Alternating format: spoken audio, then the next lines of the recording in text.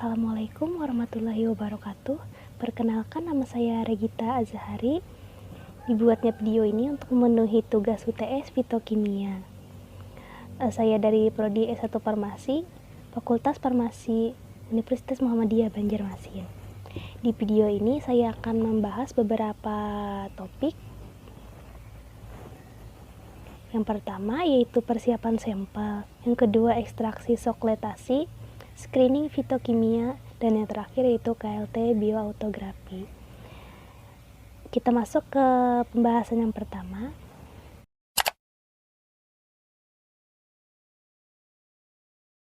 Pembahasan yang pertama yaitu tentang persiapan sampel. Untuk apa sih persiapan sampel itu? Jadi persiapan sampel ini berfungsi atau bertujuan untuk kita mempersiapkan suatu sampel yang akan kita uji. Apakah sampel itu layak untuk kita uji atau tidak. Tahapan-tahapan persiapan sampelnya sebagai berikut, yaitu pengumpulan bahan baku. Pengumpulan bahan baku ini dilakukan dengan berbagai macam pendekatan. Salah satunya pemilihan sampel secara random. Dan pendekatan-pendekatan lain yaitu pendekatan fitokimia yang berdasarkan kandungan kimianya, pendekatan farmakologis berdasarkan bioaktivitasnya, pendekatan etnobotani berdasarkan informasi penggunaan tradisional tumbuhannya, pendekatan ketaksonomiannya berdasarkan kesamaan taksonomi, dan pemilihan sampel berdasarkan jurnal ilmiah. Tahap yang kedua yaitu sortasi basah, yang ketiga pencucian, yang keempat perajangan, yang kelima pengeringan, yang keenam sortasi kering, yang ketujuh penghalusan, dan yang kedelapan adalah penyimpanan dan pemeriksaan mutu. Selanjutnya kita akan membahas tentang pemeriksaan mutu. Parameter yang digunakan adalah parameter non-spesifik, ada 7 poin. Yang pertama yaitu susut pengeringan, bertujuan untuk memberikan gambaran rentang besarnya senyawa yang hilang hingga pada proses pengeringan. Kemudian bobot jenis yang terkait dengan kontaminasi atau kemurnian suatu ekstrak. Tujuan untuk memberikan gambaran besarnya massa persatuan volume sebagai parameter khusus ekstrak cair sampai ekstrak lekat yang masih dapat dituang. Ketiga, kadar abu bertujuan untuk memberikan gambaran terkait karakteristik sisa kadar abu monorgatik setelah pengabuan. Yang keempat, kadar air yang bertujuan untuk mengetahui kadar residu air setelah pengeringan atau proses pengentalan ekstrak. Kemudian sisa pelarut organik bertujuan untuk mengetahui sisa pelarut etanol setelah pengeringan. Yang keenam, cemaran mikroba bertujuan untuk menentukan keberadaan mikroba yang sifatnya dapat merusak ekstrak, sehingga dapat melakukan upaya pencegahan kontaminasi dari mikroba tersebut. Dan yang ketujuh adalah cemaran logam berat, berkaitan dengan kualitas dan keamanan dari suatu bahan alam, bertujuan untuk menjamin suatu bahan atau ekstrak tidak mengandung logam berat, seperti CD atau kadmium, Hg atau raksa, Pb atau timbal, dan lain-lain. Kita lanjut ke pembahasan yang berikutnya.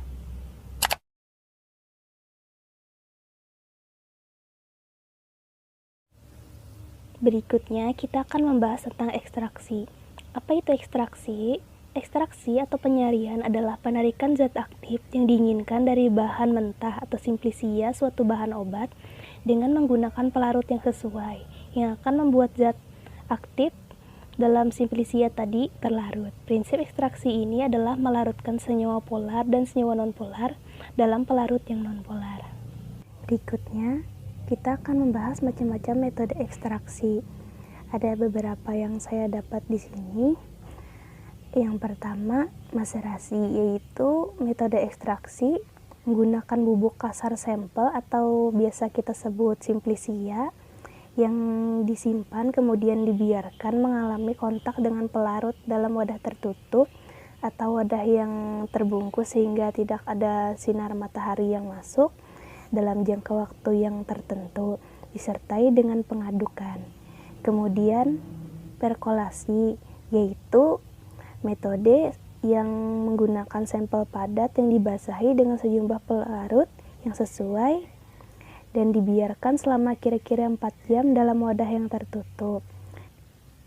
Lalu metode sokletasi atau soklet, yaitu metode yang memisahkan senyawa yang memiliki kelarutan tinggi dari zat yang tidak larut dengan menggunakan penyaringan yang sederhana. Kemudian supercritical fluid extraction, yaitu metode ekstraksi yang mengekstrak senyawa aktif dalam tumbuhan menggunakan gas superkritis. Contohnya seperti karbon dioksida, nitrogen, metana, etana, etilen, nitrogen oksida, sulfur dioksida, propana, propilena, amonia, dan sulfur heksafluorida. Kemudian microwave assisted extraction, yaitu memisahkan senyawa aktif dari sampel ke dalam pelarut menggunakan bantuan energi gelombang mikro atau microwave. Kemudian metode ultrasound assisted extraction, yaitu mengekstraksi senyawa bioaktif dalam jumlah yang banyak, yang dalam waktu singkat dengan menggunakan bantuan gelombang ultrasonik. Kemudian accelerated assisted extraction, yaitu pelarut yang digunakan pada suhu tinggi dan tekanan untuk menjaga pelarut dalam bentuk cair selama proses ekstraksinya. Kemudian enfleurasi, yaitu proses ekstraksi yang menangkap senyawa harum yang dikeluarkan oleh tumbuhan dengan menggunakan lemak tak berbau. Metode ini terdiri dari dua, yaitu enfleurasi dingin dan enfleurasi panas.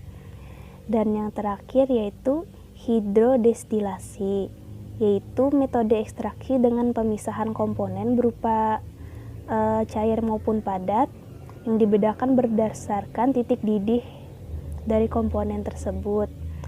Terdiri dari tiga, yaitu destilasi air, destilasi kukus, dan destilasi uap.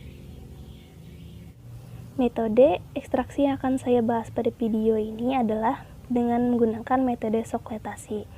Apa itu metode sokletasi?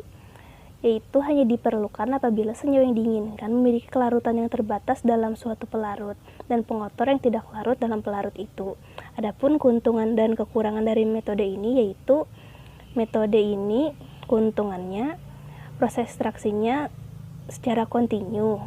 Sampel terekstraksi oleh pelarut murni hasil kondensasi membutuhkan jumlah pelarut yang lebih kecil dibandingkan dengan maserasi. Dan kekurangannya yaitu proses ekstraksinya dapat berlangsung dalam waktu yang cukup lama, bisa jadi berjam-jam maupun berhari-hari. Kemudian prinsip metode sokletasi. Nah, jadi metode sokletasi itu memiliki prinsip, yaitu penyaringan yang dilakukannya yaitu secara berulang-ulang, sehingga hasil yang didapat sempurna dan pelarut yang digunakan relatif sedikit. Kemudian kriteria pemilihan pelarut.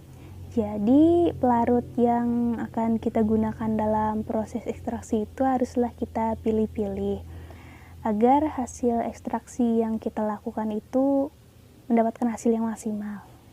Adapun beberapa kriteria dari pemilihan pelarut ini yaitu memiliki daya larut dan selektivitas terhadap solut yang tinggi, kemudian bersifat inert terhadap bahan baku, reaktivitas atau tidak menyebabkan perubahan kimia terhadap ekstrak, tidak menyebabkan terbentuknya emulsi, tidak korosif, tidak beracun, tidak mudah terbakar, stabil secara kimia dan termal, tidak berbahaya bagi lingkungan atau tidak membahayakan lingkungan, memiliki viskositas yang rendah sehingga mudah dialirkan, murah dan mudah didapat, memiliki titik didih yang cukup rendah sehingga nantinya akan mudah sekali diuapkan, dan yang terakhir, memiliki tegangan permukaan yang cukup rendah. Tahapan pemeriksaan mutu ekstrak. Parameter yang digunakan adalah parameter spesifik. Yang pertama yaitu pemeriksaan organoleptik. Dilakukan gunakan panca indera dengan mengamati bentuk, konsistensi, bau, rasa, dan warna dari ekstrak. Yang kedua, penetapan kadar senyawa terlarut dalam etanol. Dilakukan dengan melakukan maserasi ekstrak selama 24 jam dengan etanol sambil digojok pada 6 jam pertama dan didiamkan selama 16 jam berikutnya. Kemudian disaring dan diuapkan hingga menjadi sebuah ekstrak kental.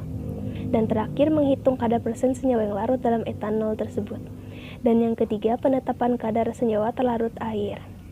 Hasil maserasi tadi dilarutkan dengan kloroform, digojok pada 6 jam pertama dan didiamkan 18 jam berikutnya. Kemudian disaring hingga menjadi ekstrak kental, lalu dipanaskan dan hitung kadar persen senyawa yang larut dalam air. Lalu ini ada tahapan lain atau tahapan tambahan dari pemeriksaan mutu ekstrak tadi, yaitu pemeriksaan identitas.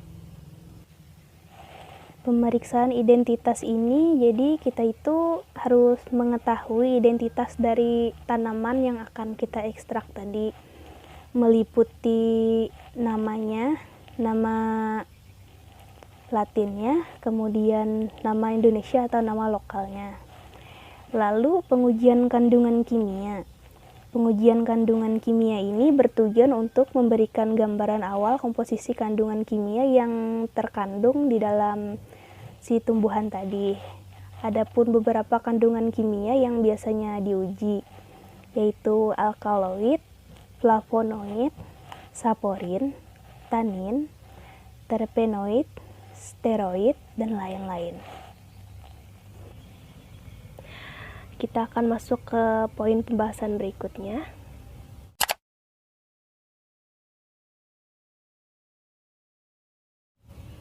Selanjutnya, kita akan membahas mengenai screening fitokimia. Screening fitokimia ini penting untuk tahap awal melakukan percobaan. Adapun tahap melakukan screening fitokimia ada 3, yaitu uji kualitatif, semi kuantitatif, dan uji kuantitatif. Yang pertama, uji kualitatif merupakan metode analisis kimia yang digunakan untuk mengenali atau mengidentifikasi suatu unsur atau senyawa kimia, anion atau kation, yang terdapat dalam sebuah sampel berdasarkan sifat kimia dan fisikanya. Uji kualitatif ini meliputi bentuk, warna, bau, dan lain-lain. Kemudian yang kedua yaitu uji semi kuantitatif, yaitu karakterisasi suatu sampel bisa dilakukan dengan KLT, spektrofometer, IR atau infrared, dan lain-lain. Dan yang ketiga yaitu uji kuantitatif, berkaitan dengan penetapan kadar banyaknya suatu zat yang terkandung dalam sampel. Kita akan masuk ke poin pembahasan yang terakhir.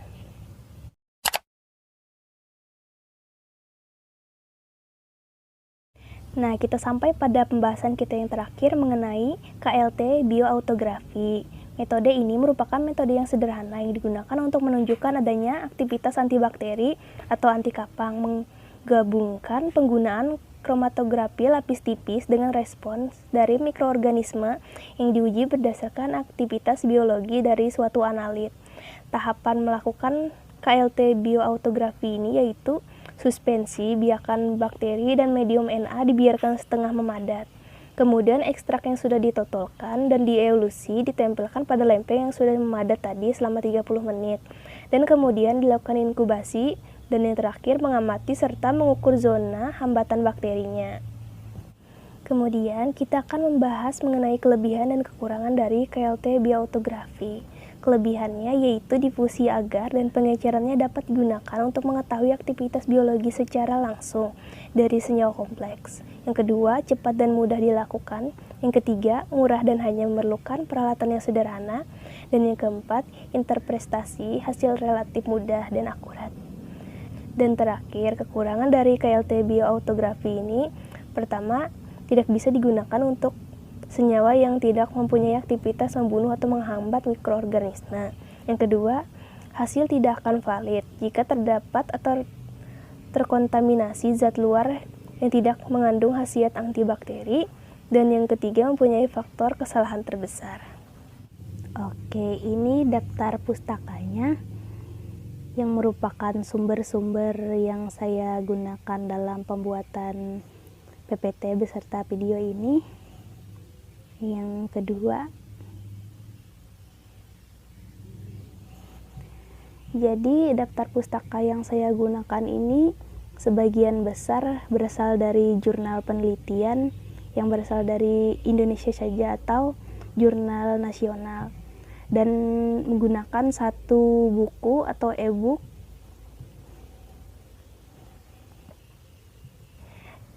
Dan kita telah berada di penghujung video. Terima kasih telah menyimak video pembelajaran dari saya. Mohon maaf sekali apabila masih banyak kekurangan dan ada berbagai macam kesalahan kata. Sekian dari saya. Wassalamualaikum warahmatullahi wabarakatuh.